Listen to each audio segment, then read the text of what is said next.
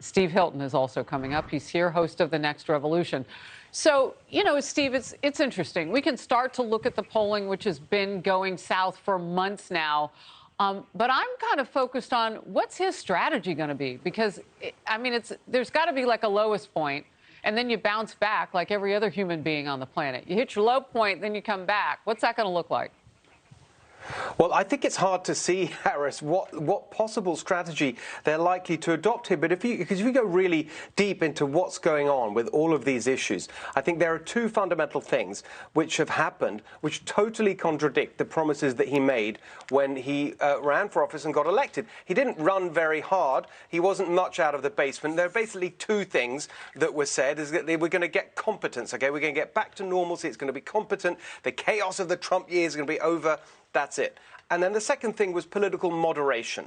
I'm going to be a moderate. I'm not like Bernie Sanders. That's basically the only mandate he had. Both of those things have been completely destroyed because he, Biden, is such a weak, mediocre machine politician. He himself doesn't have a strong agenda. He has nothing. And so what you see is that starting with the Afghanistan debacle, that's when the bubble burst in terms of the competence. Everyone could see these people are totally incompetent. They haven't got a clue. And they've just confirmed that ever since then. And on the other issue of being politically moderate, from day one, he was quite at the opposite end of that. Extremist on every single thing. And what you're seeing now is those far-left ideological positions slamming in to the brick wall of reality, whether that's on their energy policy, on their spending policy that causes inflation, on crime, you name it, on the border. These extremist positions turn out to be a disaster in real life. I don't see how he's going to get away from them because they're totally enthralled to the far-left activist base. And that's what's happening across the board. I don't see how they can possibly change that. Well, and to further what you're saying, how do Democrats get away from him if that's the steaming pile of poo that he's carrying? Arizona Senator Mark Kelly showing just how much gas prices are hurting vulnerable Democrats ahead of the midterm elections, as an example of what I was saying. And a new ad, he takes a veiled shot at Biden and says he will break with his own party to find solutions. Let's watch. Arizona families are facing tough choices, like how to fill the gas tank and the grocery cart. And things people count on can be hard to find. We can't afford to wait this out. Wow, that's pretty blunt, Steve.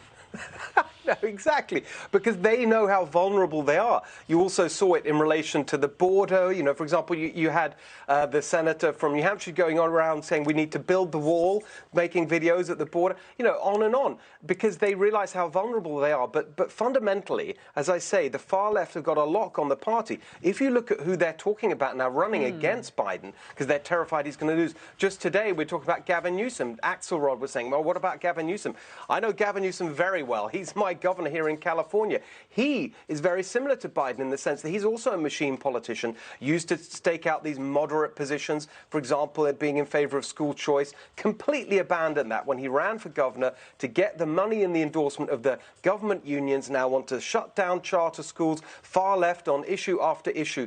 There's no one around, as we saw in the mid-90s with Clinton, who wants to say to the Democratic Party, you've gone too far left, we need to get back to the middle. There's no leader that they've got that's saying that. Well, are they not listening at all? I mean, I don't know. Maybe Barack Obama at this point is as disingenuous on these far left issues as you've just described Biden is.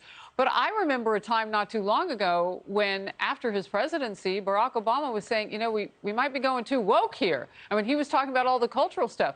They know it's damaging to go that far left. They know that that's more of a niche. But what you're saying is that they've got a lock on it. Well, they know on the far left. I think they know on some of the cultural issues that's right. You saw Hillary Clinton make that point in relation to the transgender issues just recently in that interview with the Financial Times.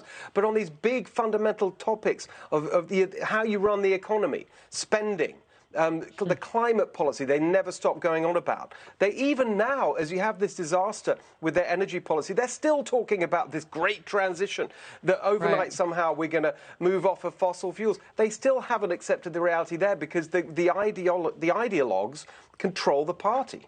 And big steaming pile of poo is not technical, but it does describe what you just said. Exactly. Okay.